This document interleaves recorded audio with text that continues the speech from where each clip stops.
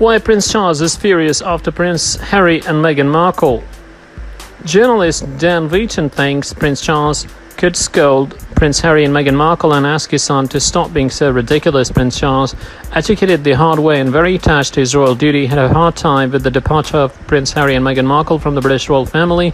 If he will be retired after some years, he doesn't hesitate to comment on the actions of his adored son, in whom he recognized himself. Dan Wootton, editor of The Sun, thinks it would be best to give them a soap.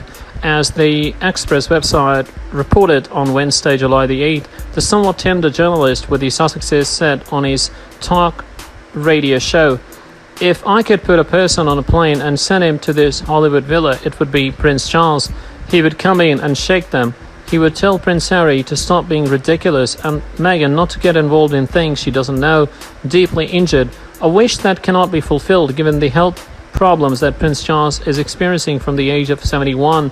Prince Charles, deeply hurt by the Brexit, cannot visit the couple and their little Archie, but hears from them regularly. Queen Elizabeth, with whom he is confined to Windsor Castle, is one of the only royal figures to maintain regular contact with them to ensure that their projects are in line with their royal pedigree, but also to ease the tensions that reign within his family. It remains to be seen whether, like her husband and Prince Charles, who throws in the towel after having supported them financially, she will let resentment take over.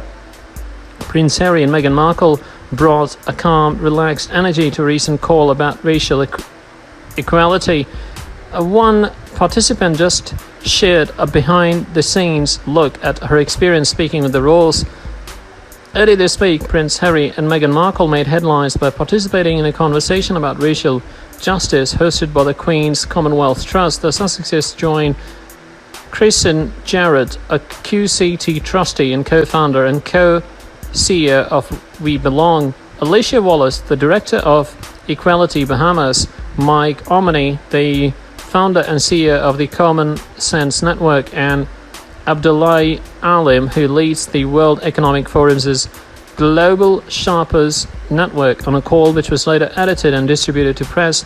During the discussion, the Duchess of Sussex spoke of her personal experience navigating racial bias, saying it's not just in the big moments, it's just in the quiet moments where racism and unconscious bias lies and thrives.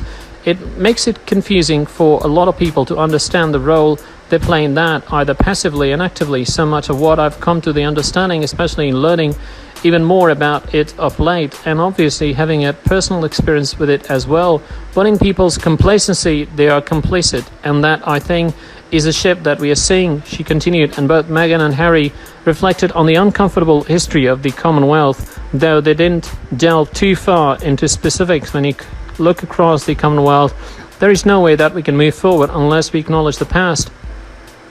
So many people have done such an amazing, incredible job of acknowledging the past and trying to do right those wrongs, but I think we all acknowledge there is so much more still to do.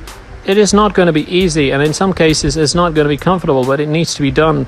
But guess what? Everyone benefits, Harry said. I think there is a hell of a lot that we together need to acknowledge, but I only see hope and optimism in the fact that we can only do this together. During this portion of the conversation, Meghan recognized that we are going to have to be a little uncomfortable right now, speaking broadly, but also perhaps specifically about the royal family.